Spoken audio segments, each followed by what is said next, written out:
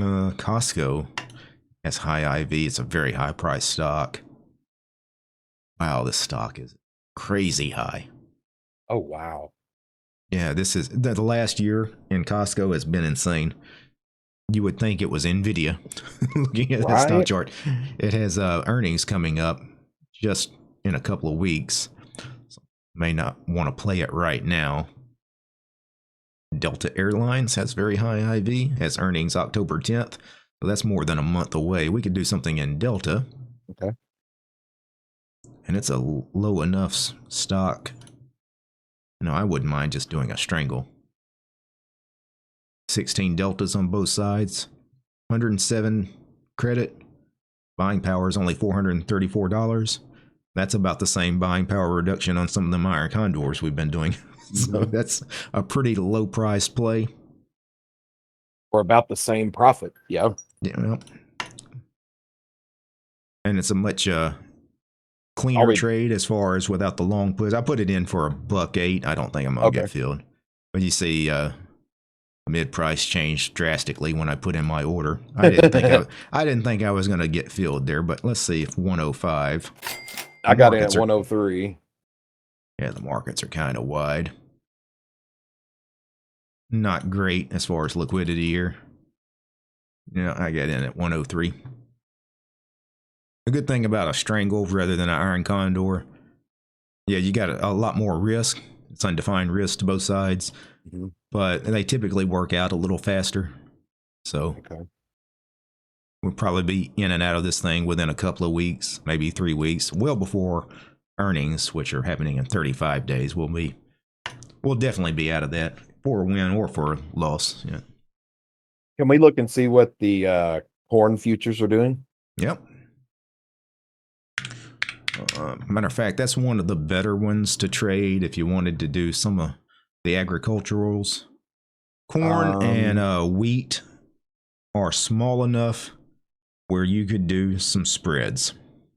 Obviously, corn has been beaten up forever. So if you wanted to put on a bullish trade here, and this isn't something you have to worry about being too bullish with the overall stock market, because corn is not a stock. So it doesn't move with the stock market. But just looking at the stock chart, or yeah, the candlesticks here, you can't be bearish in it, I don't think.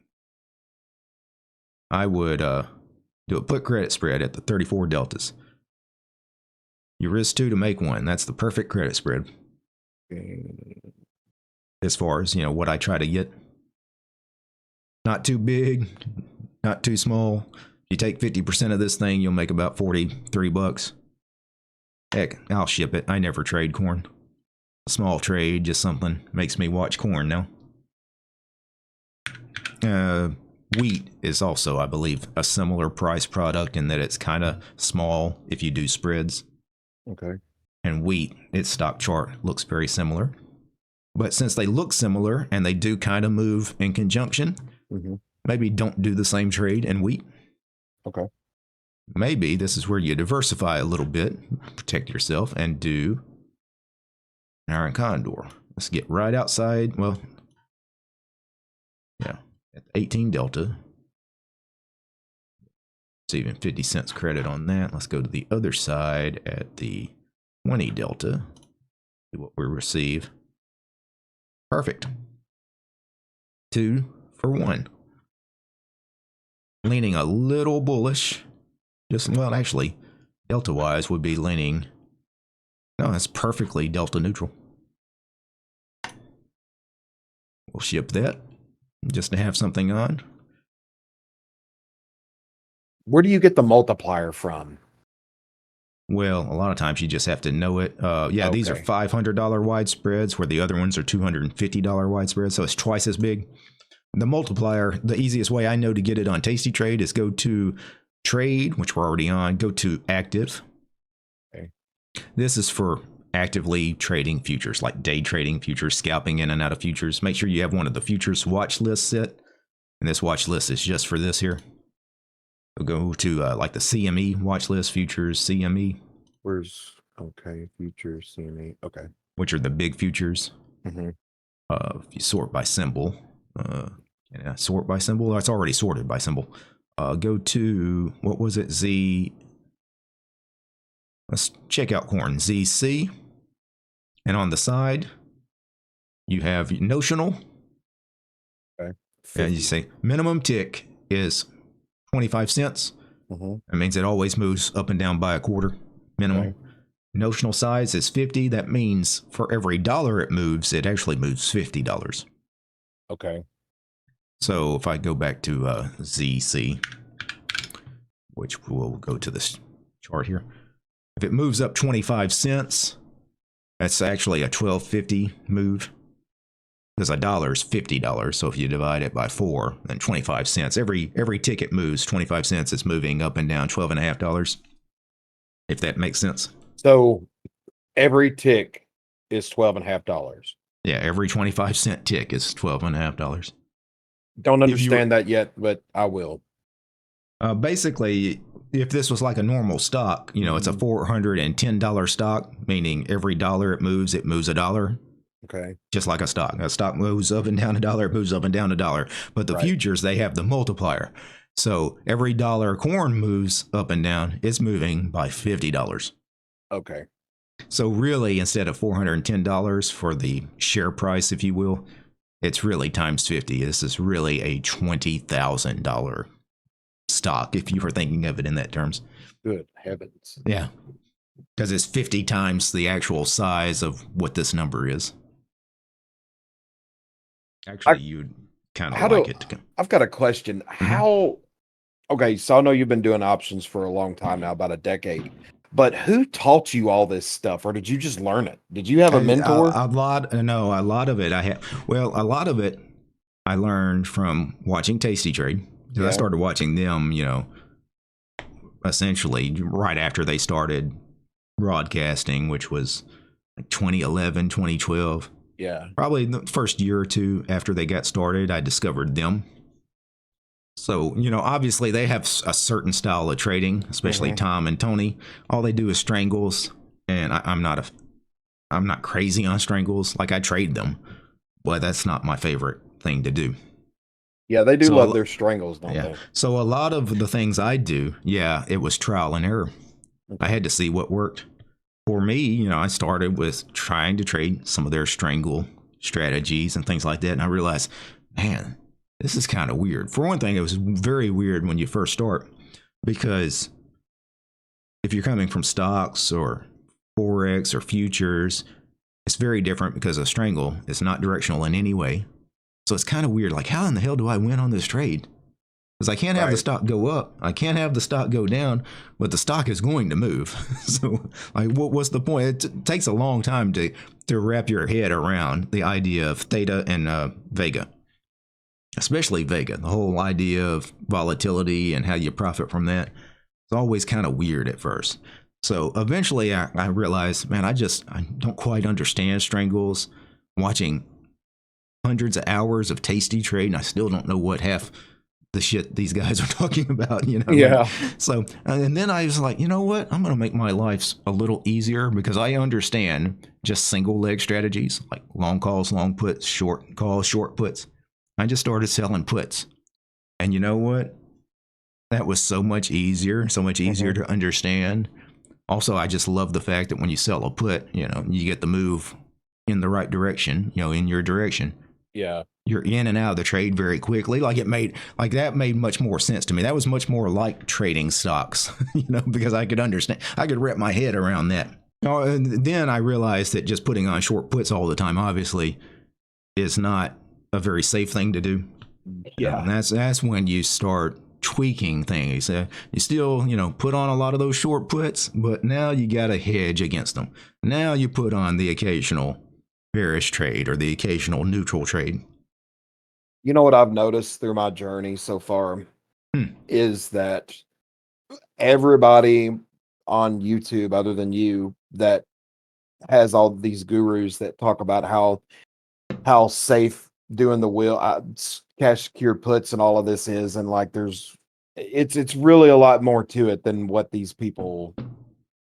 Well, there's a lot more to trading in general than what you're ever going to get on a YouTube video, especially, just in a short amount of time. But yeah, the whole thing with trading is more complex than what most people. You can't really talk about it on camera or even in a book. Like one of the things, and it's hard to tell new traders. They imagine that trading is picking the right strategy, trading the right stock, and they imagine that trading is all about the position, the one position you're in right now. And it's not like that at all. Yeah. It's much more of a continuous hand of poker that you're never done with that hand. You're always in this hand. That makes sense. Yeah. Yeah. And it's also like our P&L graph that we've been looking at here the last couple of days. This is something that when you're new to trading, you probably never even thought about. But instead of, hey, I'm in this strangle, I'm in this put credit spread, I'm in this. No, what you're really in is you're in this. You're in this graph that you're looking at right now. And that's your position. It's not about the individual positions. It's about that overall position. That's actually the trade you're in right now.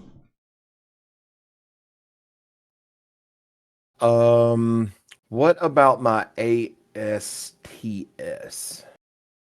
I got a short put. Yeah, I'm down half. Down half on that. What is this? AST Space Mobile. I hope this is not another meme stock. Oh, definitely. Look at the chart. It was $2 a share just a couple of months ago. Now it's $30 a share. It's been. Where did all these meme stocks come? I thought meme stocks were just like AMC and GameStop. I didn't know that there was all of these. Yeah, this is another probably new stock, really low float, not a lot of shares. Market cap $4.5 billion. That's not a small company, but it's not a terribly large company either. What is your position? I have a short put October 18th on the 20 put. 18 October 18th, yes, 20 put, and it is down money. I am down this morning 32 cents, but yeah, I'm down like $90 on it. I would get out of it. Okay. $90 is not a big loss. Yep. With this thing, you have no idea. The problem with a stock like this, you have no idea where this thing is going to go. Man, I thought about it yesterday, and I know what I'm doing. Yeah. The reason I'm getting into these meme stocks is not because they're meme stocks. Is because I look at the IV, I look at the pop, I look at what I think I'm supposed to look at. I'm like, okay, that'll be a good trade. I'm not looking at it like I don't want to be in meme stocks. I just keep finding them. well, the problem with this, you always want to take a look at the IV. Okay. IVR is typically what we look at, but also look at the IV index and the expected move to the right of the chain. The IV percentage here is 152%. So this thing, is expected to move huge, up or down. Who knows which direction. Its expected move is $10 up or down from where it's trading at now. Yeah, I just know, but the implied volatility is so high. I mean, this thing could come crashing back down. And, it may be trading at $10 in a couple weeks. It's the problem with something like this. It's just too volatile. All right. There's just, if you're going to sell a put on something, obviously you want to be bullish in something. But more than just being bullish, you also don't want it to be something that's likely to make a crazy move. Okay. Because ideally, you want the stock to go up, or at least you don't want it to go down, right? You'd prefer it not to move very much at all, actually. Yeah. But this, when I see a chart like this, it would not surprise me if we come back to this a month or two down the road. Yeah. And this thing is way back down here, back down at the $3 level or whatever. Right. And this is something we all struggle with when we first start trading, especially as we end up in trades and we don't even know why we're in trades. Yeah. It's like, well, what was the plan here? What did you want to happen? Well, you sold a put, obviously. You wanted it to go up and make some money. But what was your plan if that didn't happen?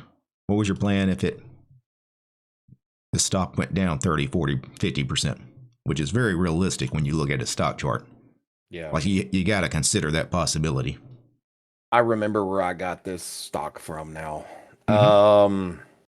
Wall Street Bets. No, that dude. I don't watch him anymore, but Oh, yeah. that's Again, those guys, you got to be careful with the guys on YouTube yeah. because they love pushing their own portfolio. A lot of these guys are just pumping the stuff they're already in, especially if they have a large following and it's a low float stock. If they get enough buzz on the internet and social media, hey guys, go buy this, because he's already got his long position. He's hoping other people jump in and help Well, I'm push up glad. the stock so he can get out at a profit, Yeah, or maybe he's even down on the position. Some of these guys have actually down big on the position, and they're hoping other people jump in so they can, recover some of their losses. yeah, There's some real shit. Anybody that's recommending a stock to trade, is usually, if they're asking you to get long or short a stock, it's usually because they have a position that they're trying to get out of. They need some help with, typically. yeah.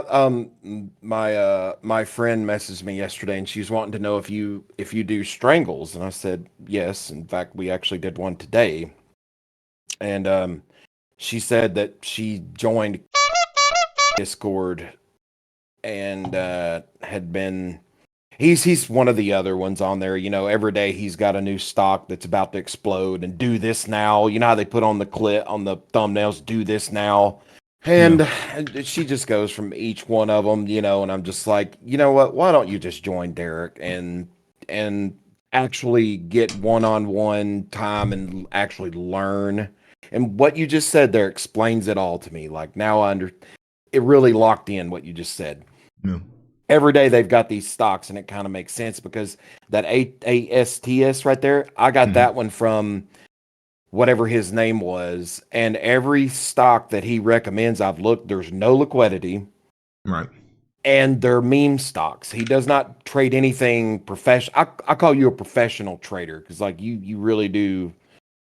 It's a calculated move. These other guys are just willy nilly, I believe. Well, a lot of it is done just for content purposes, and it's not just the video content creators. It's also your online publications. Like if you go to Yahoo Finance and Market Watch and things like that, you come up with these stories every day. They put out several articles every day. Top 3 stocks to load up on now, or Yeah.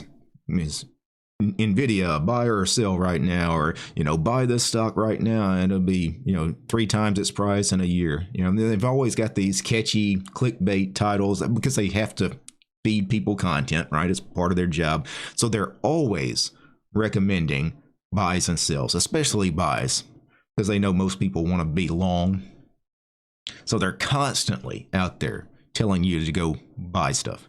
Yeah. And of course that's counterintuitive because you can't just go out and buy everything. And I mean, at that point, if seriously you are out there just getting long everything, then why in the hell aren't you just buying SPY and being done with it? Right. Because once you buy more than about 10 or 12 stocks in a portfolio, let's say you're a stock trader or a passive investor and you're trying to pick and choose the right stocks. Mhm. Well, honestly, the way to do it is, if you're trying to make large sums of money, is to stick with, say, 5 or 6 stocks and hope you guess right on the ones that are going to explode in price. But Yeah. most people don't do that because they know diversification is actually a safe thing to do. So they end up with 15, 20, 25 stocks in their portfolio. And at that point, they've diversified to the point where they could have just bought SPY and been done with it. Mm-hmm. They're kind of wasting their time at that point with what they're doing. Yeah. Okay. Yeah. But yeah, all the stock recommendations, you got to ignore that. Anything online, anything in video, anybody telling you, yeah, go buy this, this is about to explode. They're going through the technicals, they're going through the fundamentals, all just, that's just to create content. Yeah. And I'm none of glad those I people, woke up. none of those people are most of them are not trading those things, but the ones that are, especially the fake trading gurus on YouTube, some of those guys that are especially doing the penny stocks, those guys are actually in those positions, and what they're doing is they're pumping those stocks so they can make some money.